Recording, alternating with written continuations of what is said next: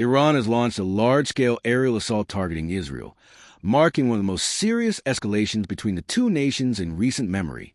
The offensive began with a direct missile strike on Tel Aviv, injuring several people and triggering widespread alarm across the country. In response, the Israeli military swiftly activated its national defense systems, placing the entire population on high alert and deploying anti-missile batteries to intercept further attacks. This incident has pushed the region into a new phase of tension, with leaders on both sides issuing warnings and threats. The Prime Minister of Israel, addressing the public shortly after the first strikes, emphasized that this was not the end of the conflict and signaled that further retaliation from Israel was imminent. He stated that Iran had not yet fully understood the scope of Israel's capabilities and that further responses would follow. The United States, recognizing the scale and urgency of the situation, has begun providing defensive support. Military assets, including advanced missile interception systems, have been positioned to assist in neutralizing ongoing threats. American officials confirmed their participation in defensive measures, underscoring the close cooperation between the two countries in the face of regional threats. Historically, Iran and Israel share a complex relationship. In ancient times, they were allied under Persian rulers like Cyrus the Great. That shared legacy was invoked as a call for national unity in Israel during this crisis. Citizens were encouraged to stand strong and rally behind their national identity and democratic values in the face of what was described as a hostile and repressive regime seeking to destabilize the region. The global media has been closely monitoring the developments, with correspondents providing updates from major cities around the world. Journalists in Jerusalem, Berlin, New York, and Washington, D.C. have been reporting on the ground, bringing critical information and analysis to audiences worldwide. Their presence offers real-time coverage of military activity, diplomatic reactions, and humanitarian impact of the attacks.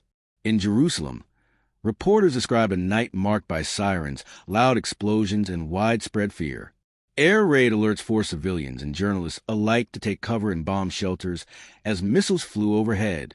Despite the chaos, media crews continued their coverage, even broadcasting from underground shelters, to ensure the public remained informed.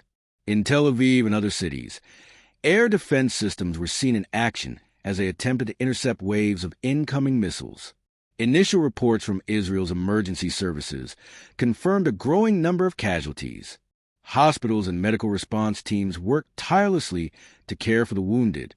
Most injuries were caused by shrapnel from intercepted missiles that exploded midair.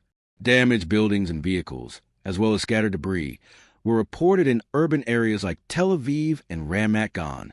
Officials warned that more injuries could be reported as assessments continued into the night. Defense authorities also alerted the public to remain close to shelters, as intelligence suggested the possibility of additional missile or drone attacks from Iran. According to military sources, the initial wave consisted of dozens of ballistic missiles. Some penetrated Israel's layered air defense systems, although the majority were intercepted before causing severe damage. Still, the presence of shrapnel in populated areas created significant concern for civilian safety. Israel's military spokesperson announced that the country is prepared for further conflict and revealed that Israel had already carried out early morning strikes on strategic targets inside Iran, including a nuclear facility and military infrastructure within Tehran.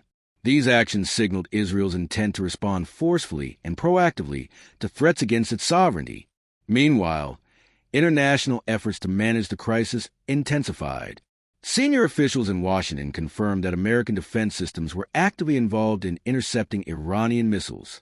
While the initial Israeli strikes were conducted independently, the U.S. has since increased its involvement to protect American citizens and military installations in the region.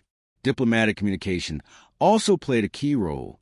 Conversations between American and Israeli leaders indicate high-level coordination, even as U.S. officials maintained that they did not initiate or approve the Israeli strikes. The unfolding situation has also raised questions about the impact on ongoing nuclear negotiations with Iran. A planned round of diplomatic talks aimed at reviving a nuclear agreement now appears to be at risk due to the rising hostilities. There are internal discussions within U.S. leadership about how this escalation might affect broader diplomatic goals. Some within the administration suggest that the strikes could potentially strengthen their negotiating position, while others fear it may derail efforts entirely. Public statements from American officials have called for de-escalation, but also affirmed the right of allies to defend themselves. Back in Israel, the casualty numbers began to rise as the night progressed. Updated figures from emergency medical services confirmed more injured individuals, including some in serious condition. The central region of the country, including key urban and military zones, was the most affected. Hospitals admitted numerous patients, and medical personnel remained on standby for additional incoming casualties. As the situation evolved, both military and civilian institutions in Israel prepared for continued attacks. The population was instructed to stay vigilant and follow safety guidance from the authorities.